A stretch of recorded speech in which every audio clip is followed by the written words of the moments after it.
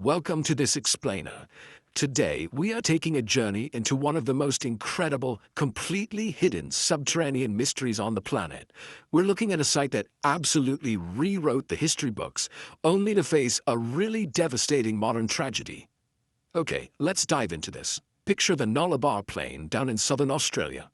The name literally comes from Latin for no trees, and honestly, it hits the nail on the head. It's flat, it's pale, and it just seems entirely endless. From the surface, it offers almost nothing to the eye.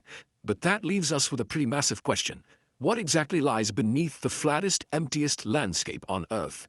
Because, what's hidden just below that barren scrubland is absolutely staggering. To put it into perspective, the secret is 200,000 square kilometers in size. That is the footprint of the world's largest semi-arid karst system hiding right beneath this plain. We're talking about a massive, ancient honeycomb of passages, deep chambers, and subterranean lakes, all carved by water running through limestone over millions of years. And sitting silently within this giant underground puzzle is our main focus for today, Kunalda Cave. Getting inside this place, no easy feat. You're dealing with a 70-meter sheer vertical drop just to get from the surface of the plain down into the main chamber of Kunalda Cave. Imagine just walking along a flat, featureless desert and suddenly, boom, you encounter a collapsed sinkhole, nearly the size of a football pitch, dropping straight down into absolute pitch-black darkness. And that steep 70-meter descent, that's really just the very beginning of the journey.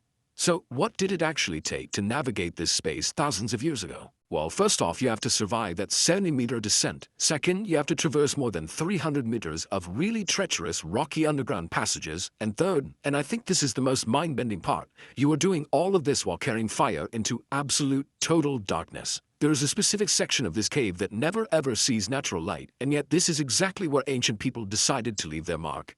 You know what's truly fascinating? The incredible blind spot of modern history here. Starting around 1860, European explorers, surveyors, and military officers were actually visiting Kunalda Cave pretty frequently. Why? Because it held a super reliable source of fresh water in its deep subterranean lakes, about 600 meters in.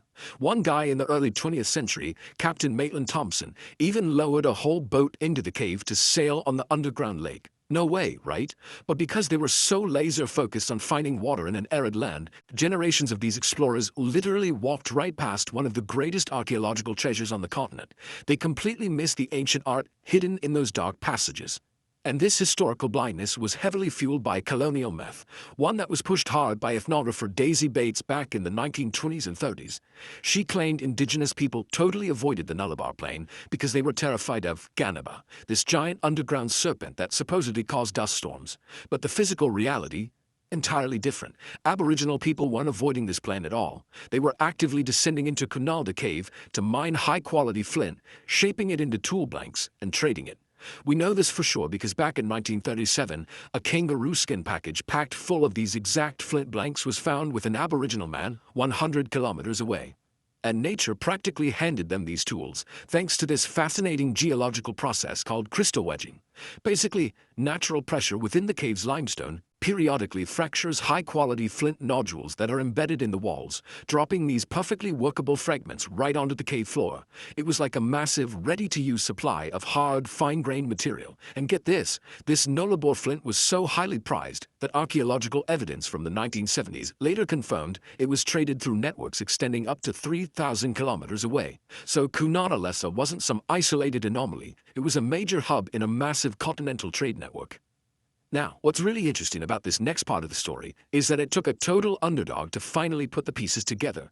Meet Alexander Gallus. He was a Hungarian refugee and a highly trained archaeologist who had fled communist Europe. But when he arrived in Australia in 1949, his credentials just didn't magically transfer over. He couldn't get a university job and actually had to tutor languages just to survive. But in 1956, somebody showed him photographs of the mysterious markings in Kunalda Cave. Because of his vast experience working in the Paleolithic caves of France and Spain, Gallus took one look and instantly recognized their massive prehistoric significance. While everyone else just saw strange scratches, he saw ancient human history. But Gallus was walking right into a professional minefield here. In the late 1950s, the rigid scientific consensus was that Aboriginal occupation of Australia only went back about 8,700 years. Gallus examined Kunalda, dug deep, and proposed a staggering new timeline, up to 31,000 years ago. He was proposing an idea that was, quite frankly, professionally dangerous. To the established academic apparatus of the time, this outsider without an academic post was essentially trying to blow up their entire understanding of Australian prehistory. The road to vindication for our rebel scientists was paved by a really stark contrast in resources. Back in 1958, Gallus had to rely on university students literally passing a hat for funds and using donated food just to excavate Kunalda. The establishment pushed back incredibly hard on his methodology and his dates. It wasn't until nearly a decade later, in 1967, that Richard Wright arrived. Now, Wright had the full backing of the University of Sydney, a massive team of specialists, and direct access to top radiocarbon labs. Wright's institutional expedition ultimately confirmed the immense antiquity of the site, yielding dates between 16,000 and 24,000 years, and finally acknowledging Gallus's groundbreaking foundational work. So what exactly were they dating? Finger flutesings. Forget the old, rather silly term macaroni that French prehistorians used to use. We are talking about tens of thousands of linear marks, geometric patterns, lattices, and these sweeping fan shapes, all drawn directly into the soft limestone by human hands. And the sheer density of it is breathtaking. These marks cover approximately 350 square meters of cave wall. Just think about the physical connection there for a second. Human fingers from tens of thousands of years ago, pressing into the very same rock that still holds their exact shape today. But here is where the story gets deeply, deeply mysterious.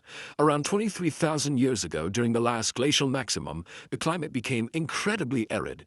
The coastline retreated 180 kilometers away. The subterranean lakes inside Kunalda Cave dried up completely. That vital water source, literally the only reason Europeans ever visited, was totally gone.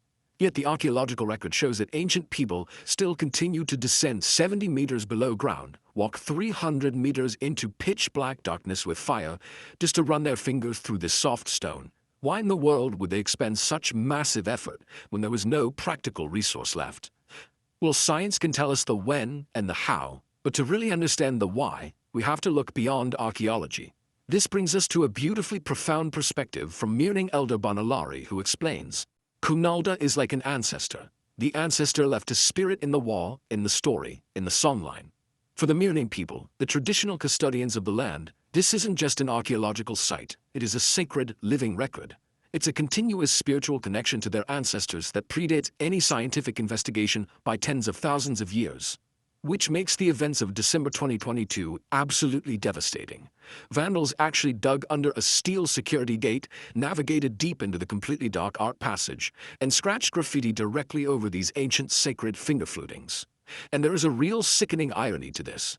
They used the exact same physical property of the cave, that incredibly soft limestone, to destroy what had been preserved for 15,000 to 30,000 years. But while the original creators brought fire and purpose, these vandals just brought flashlights and total disregard. The limestone is so delicate that the ancient art underneath the graffiti is irreversibly lost. It literally cannot be recovered without destroying the wall itself.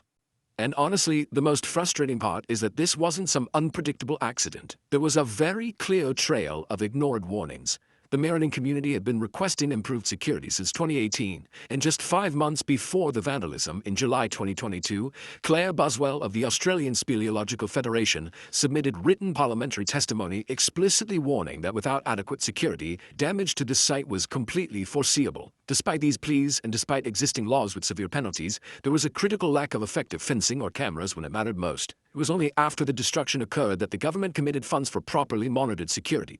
So, the crucial point we are left with today is really one of reflection. When a 30,000-year-old record is permanently erased in an instant, what vital pieces of our shared human story vanish into the darkness with it? The finger flutings of Kunalda Cave survived shifting climates, dropping sea levels, and tens of thousands of years of history, only to be erased by modern negligence and vandalism. It's a stark, heartbreaking reminder of just how fragile our ancient heritage truly is, and the profound responsibility we all hold to listen to its custodians and protect what remains. Thank you so much for joining me on this explainer. Keep questioning, keep learning, and I'll see you next time.